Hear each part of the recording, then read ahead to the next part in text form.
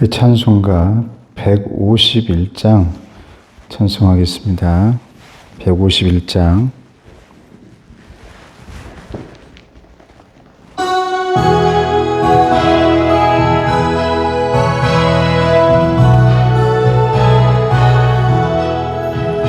만왕의 왕 내 주께서 왜 고초당했나.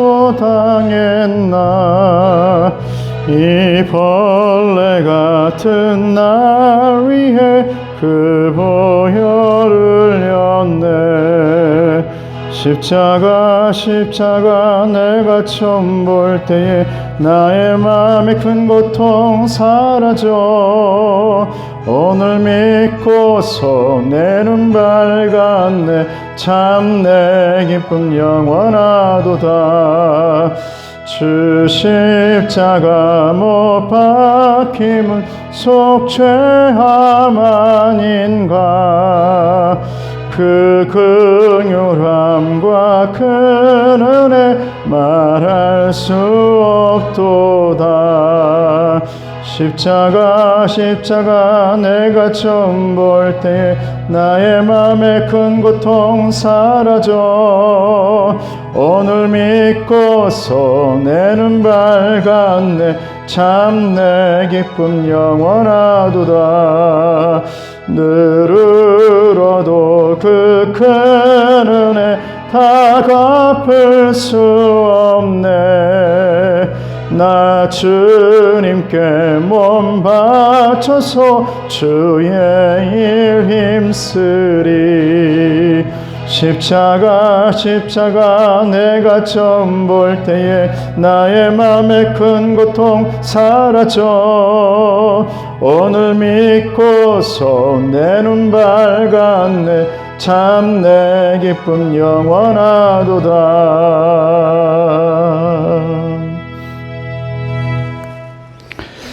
오늘 하나님의 말씀은 마태복음 22장 23절에서 33절까지의 말씀입니다.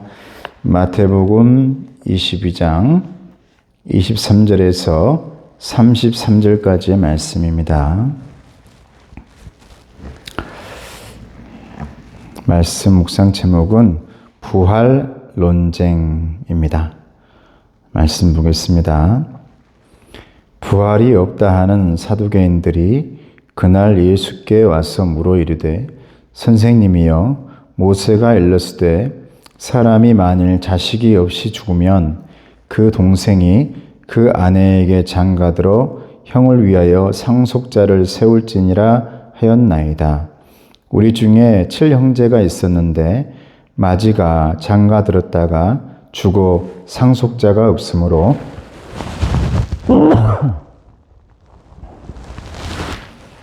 죄송합니다. 그 아내를 그 동생에게 물려주고 그 둘째와 셋째로 7째까지 그렇게 하다가 최후에 그 여자도 죽었나이다. 그런즉 그들이 다 그를 취하였으니 부활 때에 7 중에 누구의 아내가 되리이까? 예수께서 대답하여 이르시되, 너희가 성경도 하나님의 능력도 알지 못하는 고로 오해하였도다. 부활 때에는 장가도 아니가고 시집도 아니가고 하늘에 있는 천사들과 같으니라. 죽은 자의 부활을 논할진대 하나님이 너희에게 말씀하신 바 나는 아브라함의 하나님이요 이삭의 하나님이요 야곱의 하나님이로라 하신 것을 읽어보지 못하였느냐. 하나님은 죽은 자의 하나님이 아니요 살아있는 자의 하나님이시라 하시니 무리가 듣고 그의 가르치심에 놀라더라. 아멘. 부활 논쟁인데, 우리 예수님께서 이 땅에 오셔서 제자들을 부르시고 그 다음 하신 일이 논쟁을 많이 했습니다.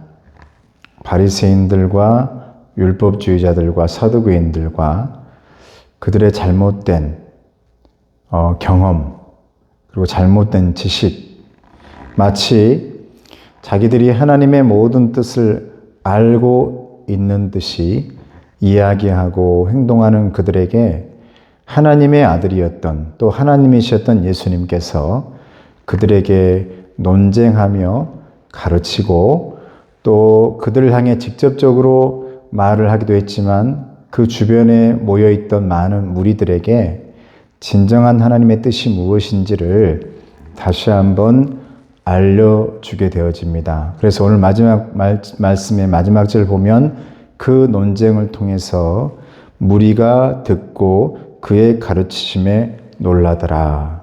오늘 본문에 나오는 것은 사두개인들과의 논쟁입니다. 사두개인은 사독 제사장의 후예라고도 하는데 이들은 가장 중요한 부활에 대해서 믿질 않았습니다. 우리 신앙에 있어서 가장 핵심적인 게 부활신앙 아닙니까? 부활신앙. 그래서 우리 기독교의 절기는 부활절, 부활을 중심으로 해서 1년을 돌아가기도 하지만 부활을 중심으로 해서 일주일이 돌아가기도 하고 부활을 중심으로 해서 오늘 하루를 살아가는 것이 저와 여러분들 기독교인들입니다. 그래서 일주일을 봤을 때 금요일 날 우리가 성금요일을 지키면서 3일 만에 주일에 이제 부활했다는 기념으로 주일 예배를 우리는 드리고 있는 것이죠. 부활이 우리 영혼의 부활도 있지만 힘들고 어려웠던 그 많은 시간들과 그 아픔들을 주일날 예배를 드리면서 다시 한번 또다시 일어서고 다시 한번 용기 내고 다시 한번 낮아지고 움크러들었던 또 그리고 주저앉았던 우리들의 몸과 마음 그리고 영혼까지도 다시 한번 일어서는 것이 저와 여러분들이 이 부활을 생각하는 의미입니다. 또 예수님께서도 그러길 원하시는 것이죠. 그래서 몸된 교회를 허락하시고 이 교회에서 예배를 드릴 때마다 다시 한번 힘을 얻고 용기를 얻고 내가 또 일주일을 열심히 살아야지. 이 하루를 또 열심히 살아야지. 이렇게 마음가짐을 갖게 되는 것이죠. 근데 사두개인은 그 부활신앙을 인정하지 않았기 때문에 오늘 말씀에서 예수님에게 이제 아주 질문을 하나 하게 되어지는데 나름대로 굉장히 예수님을 함정에 빠지게 하기 위해서 자기들끼리 노력하고 애쓰고 질문들을 많이 만든 것 중에 이거다. 이거면 예수님을 함정에 집어넣을 수 있겠다. 그리고 십자가에 못 박고 죽일 수 있겠다라고 생각을 해서 질문하는 것이 바로 오늘 이 질문입니다. 한 집에 칠형제가 있었는데 맞이가 장가들었다가 죽게 되어지고 또 다음 상속자가 없으니까 또 둘째, 셋째, 넷째, 다섯째, 여섯째, 일곱째까지 그렇게 해가지고 이제 장가를 들었단 말이에요. 이제 다 죽게 되어지고 그 여인도 일곱 남편을 가지고 있었던 상속을 위해서 집안을 위해서 일곱 남편을 갖고 있던 그 아내까지 죽게 되었는데 이때 만약 다 죽고 나서 부활하게 되지면 이 아내는 누구의 아내로 이 7명 중에 누구의 아내로 부활할 것입니까? 이렇게 물어봐요. 아주 애매한 질문이고 그렇죠. 여러분 세상은 꼭 흑백 논리로 물어보면서 내가 물어본 것 중에 무엇이든지 내가 말한 것 중에 골라라라고 할 때가 있거든요. 저와 여러분들이 살면서도 직장을 다니면서도 그렇고 무슨 일을 할 때도 그래요. 사람들의 또 자기들의 경험과 자기들의 머릿속에 있는 것 가지고 여기에서 골라라 그럽니다. 자기가 좋아하는 것 가지고 여기에서 골라라 그래요. 정치도 그렇죠. 자기들이 좋아하는 사람, 자기가 좋아하는 것, 자기가 좋아하는 어떤 가치, 그리고 자기가 좋아하는 사상, 그것 가운데서 너는 골라야 한다라고 말을 합니다. 이 사람들의 생각이죠. 근데 예수님은 하나님이시잖아요. 그들의 머릿속에 있죠. 그들의 지식과 그들이 알고 있는 것들, 마음의 그 그릇 안에 예수님이 들어있는 분은 아니잖아요. 그 좁은 종재기와 같은 그 그릇, 마음의 그릇을 가지고 있던 사람들 안에 예수님이 들어있지 않습니다. 하나님이시기 때문에 그렇습니다. 그때 예수님께서 말씀합니다. 너희들이 참 성경도 많이 안다고 하고 29절부터 그러죠. 하나님의 능력도 많이 안다고 하면서도 너희가 정말 모르는 거구나. 아무것도 모르는 사람이구나. 너희들이 하나님을 오해하고 하나님의 말씀을 오해했구나.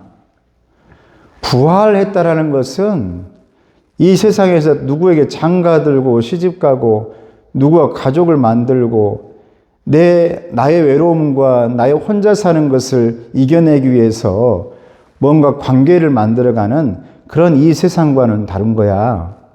부활이라는 것은 여러분, 저와 여러분들의 부활의 주된 목표는 뭐냐면 진정한 하나님의 자녀입니다. 오늘 예수님께서 이렇게 말씀하시는 거죠. 그 모든 사람들은 다 하나님의 자녀야. 하나님의 자녀가 된 거야.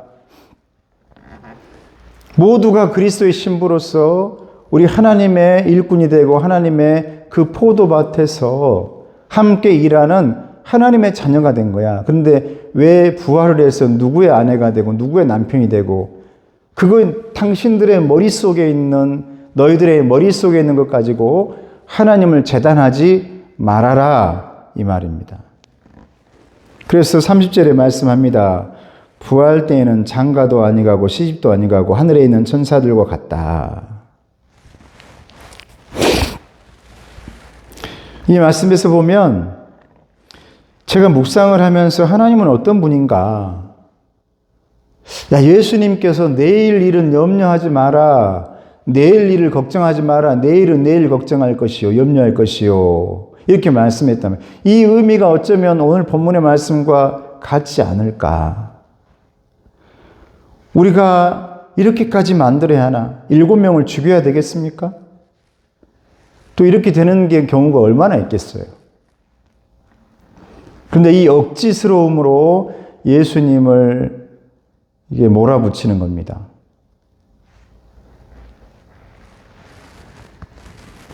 그리고 내일 어떻게 될 겁니까? 물어봐요. 내일.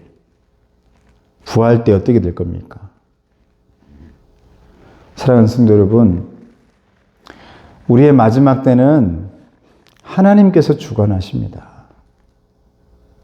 내가 오늘 하나님의 자녀로 하나님의 일꾼으로 정말 하나님 보시기에 너무너무 너 잘 살고 있다. 너 너무너무 최고다. 네가 정말 하나님의 자녀답다라고 말할 수 있는 것은 내일의 염려 속에 빠져가지고 마지막 때 어떻게 될까? 마지막 때 심판 때 어떻게 될까? 여기에 고민하고 있는 사람이 아니라 오늘 내가 어떻게 살아야 할까? 나는 오늘 어떻게 살아왔을까?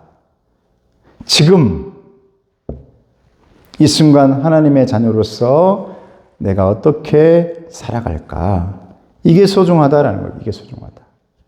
그래서 예수님께서 내일 일은 내일 걱정해라. 내일 염려하지 말아라. 뭔가 걱정하고 근심하고 내일 뭔가를 해야 되는데 뭐 할까? 이런 의미라기보다는 어쩌면 이 말씀의 비유는 우리의 마지막 때 내가 죽었을 때 내가 어떻게 될까? 앞으로 내가 어떻게 될까? 여기에 너무 걱정하고 염려하지 말라 이 말이죠. 마지막 때. 이것은 하나님께서 주관하신다. 여기서 더 나아가다 보면 저와 여러분들의 마음이 어떤 마음이 된 줄 압니까? 하나님, 오늘 여기까지 왔습니다. 내일도 하나님께 맡겨드릴게요. 제가 내일도 이제 내일의 시간이 되어지면 그 내일의 시간도 오늘이 되겠죠? 그 오늘도 그 하루 열심히 살아갈게요. 그 내일 하나님께 맡겨드립니다. 여러분, 오늘을 마무리하면서 여러분 내일 염려하고 걱정되는 것들이 있다면 여러분 하나님께 맡기시고 기도하십시오. 하나님 도와주세요. 내일 하나님께 맡깁니다.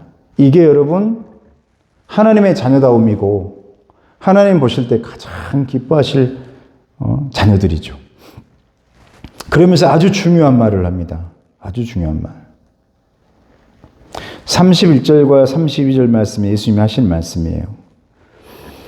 죽은 자의 부활을 논할진대 하나님이 너희에게 말씀하신 바 나는 아브라함의 하나님이요 이삭의 하나님이요 야곱의 하나님이로라 하신 것을 읽어보지 못하였느냐? 하나님은 죽은 자의 하나님이 아니요 살아있는 자의 하나님이시라.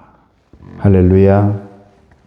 이 말씀이 굉장히 어려운 말씀이기도 하지만 이 말씀은 어떤 말씀이냐면 출애굽기 3장으로 가보면 거기에 살아있는 아브라함이 살아있는 그 시간대에 살아있던 이삭이 살아있던 야곱이 나의 하나님이라고 말한단 말이에요. 나의 하나님이라고. 그러니까 이 말은 무슨 말이냐면 예수님 앞에서 저와 여러분들이 하지 말아야 할 말은 뭐냐면 우리 아버지의 하나님, 그 옛날에 옛적에 모세에게 나타났던 하나님, 여러분 이게 여러분 나에게 어떤 의미입니까? 우리 하나님께서 더 원하시는 것은 지금 이 순간 이렇게 말하기를 원하신다는 거죠. 나의 하나님, 나의 하나님. 그때 그 시절의 하나님으로 끝나는 하나님이 아니라 지금 나의 하나님. 그러니까 오늘 하시는 말씀이 하나님은 죽은 자의 하나님이 아니요 지금 살아있는 자의 하나님이라. 죽은 자의 삶은 죽은 자에게 맡겨라. 예수님이 하신 말씀이에요. 제자들에게도. 그 모든 것들은 다 그들에게 맡겨라. 지금 이 순간 살아있는 자는 살 길을 찾고 살 일을 하고 예수님과 함께 살아가야지. 살아내야지.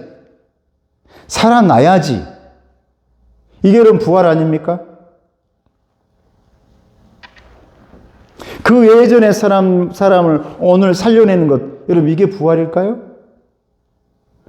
우리 주님께서 정말 원하는 부활은 지금 이 순간 저와 여러분들이 과거 속에 죽어 있었다면, 과거 속에 주저앉아 있었다면 지금 이 순간 하나님의 말씀으로 예수님과 함께 살아내고 살아나고 살아가고, 이게 여러분 산자의 하나님이신 그분을 바라보고 있는 자녀들의 부활입니다. 여러분, 저와 여러분들이 살아가야죠. 오늘 살아내야죠. 항상 예전에 얘기를 하면서 우리 조상들의 하나님, 그 나의 하나님은 아니에요. 이건 아무 의미 없지 않습니까? 정말 중요한 것은 지금 살아있는 저와 여러분들의 하나님이 소중하다. 이게 부활이잖아요. 이게 부활. 이게 부활신앙이잖아요. 지금 내가 또 살아나고 내일 여러분 또 살아나세요. 살아가시고 그렇게 살아나고 살아가고 살아가다가 우리 주님과 살아가다 보면 마지막 때에 진정한 부활을 맛볼 수가 있을 줄로 믿습니다. 그걸 우리 주님께서 보여주신 것이잖아요. 우리 주님이 3일 만에 살아난 것, 이 3일이라는 그 의미 얼마나 우리의 엄청난 시간들이 녹아 있겠습니까? 우리의 인생이 들어가 있을 수도 있죠. 십자가에 달리고 동굴에 갇히고 빛도 없는 곳에서 우리가 그렇게 힘들게 어렵게 이 땅을 살아가다가 마지막 그때에 주님과 함께 부활한다. 이게 성경에 나오는 3일 만에 부활하는 그 의미에 담겨 있는 것 아니겠습니까? 그 말씀을 들은 많은 사람들이 엄청나게 놀랍니다. 33절 말씀에 무리가 듣고 그의 가르치심에 놀라더라 그랬어요. 여러분, 저는 이 말씀을 보면서 야, 예수님을 따르던 제자들이 참 놀랍고 대단하다 싶어요. 어떻게 저럴 수 있을까? 놀라거든요. 사람들이 그 가르치심에 대단하다고 생각하고. 그런데 우리 예수님은 따르지 않는단 말이에요. 놀라기만 하고. 근데 12제자들은 그 당시에 무식하고 어부이고 죄인이라고 말했던 모든 죄 가운데 살았던 그 사람들인데 예수님의 가르치심을 듣고 예수님의 놀라운 것들을 발견하고 자기의 모든 것을 내려놓고 따라갈 줄 아는 사람이었단 말이에요. 이게 저는 대단하다고 보는 겁니다. 사도 바울이 왜 대단합니까? 사도 바울이. 자기의 이 경험과 지식과 자기 고집과 자기 아집, 자기 교만에 가득 찬 사람이 놀랍게도 다메섹 언덕에서 예수님 만났을 때 그 모든 것을 다 내려놓고 사그러지고 다 가라앉혀 버린 다음에 수면 아래로 내 인생사 저 아래에다 다 던져버리고요. 이름을 바울로 바꾸잖아요. 가장 겸손한 자, 낮은 자. 그리고 그때부터 나를 위해 살고 유대인들을 살고 예수를 죽이려고, 예수 믿는 사람을 죽이려고 살았던 그 가치가 180도 바뀌면서 주님을 위해 사는 사람이 되어버려요. 그때부터 따라갑니다. 그래서 스스로가 사도 바울은 뭐라고 말합니까? 나 사도된 바울은, 나도 예수님의 제자라 이 말이에요. 내가 주님을 따르니까. 여러분, 하나님의 말씀 가운데서 우리는 논쟁거리가 없습니다. 그 말씀대로 우리가 믿고 따르면서 내 생각으로 내 마음대로 이것을 해석해서 그렇게 살아가는 것이 아니라 우리가 오늘 하루를 주님과 함께 잘 살아내고 살아가고 다시 또 내일 또다시 살아가고 살아내고 이게 여러분 진정 우리 예수님이 원하시는 저와 여러분들의 오늘의 부활입니다. 이 부활이 저와 여러분의 있기를 주님의 이름으로 축복합니다. 그렇게 살다 보면 마지막 때 정말 우리 영혼의 부활이 있겠죠. 그것까지 우리가 오늘 걱정하면서 염려하면서 살 필요는 없다. 오늘 그리고 다가오는 내일 그 오늘을 주님과 함께 살다 보면 또다시 일어서다 보면 또다시 힘내다 보면 그렇게 부활은 내 삶에 가까이 다가오게 되어지고 내 마음속 영혼 속에서 일어나고 있음을 여러분 믿으시기를 축복합니다. 기도하겠습니다. 은혜로우신 아버지 하나님 감사합니다. 우리가 오늘 또 살아왔고 또 이제 이후에도 살아가야 하고 내일도 우리는 또 살아나야 합니다. 하나님, 우리의 매일매일 가운데 그리고 항상 그 오늘 가운데 주님과 함께 부활하는 그런 오늘의 신앙 될 수 있도록 도와주시고 그렇게 주님과 함께 힘차게 살아가는 힘내는 다시 일어서는 그런 우리 모두가 될 수 있도록 도와주시옵소서. 예수님의 이름으로 기도드리옵나이다. 아멘. 지금은 우리 주 예수 그리스도의 은혜와 하나님 아버지의 사랑하심과 성령님의 교통하시고 인도하심이 우리 주님과 함께 오늘 또 살아왔고 이제 이후로도 살아나고 내일 또 살아내길 원하는 부활신앙의 우리 귀한 성도들 머리 위에 가정 위에 건강 위에 기도 제목의 응답 위에 이제부터 영원토록 함께 하시기를 간절히 축원하옵나이다. 아멘.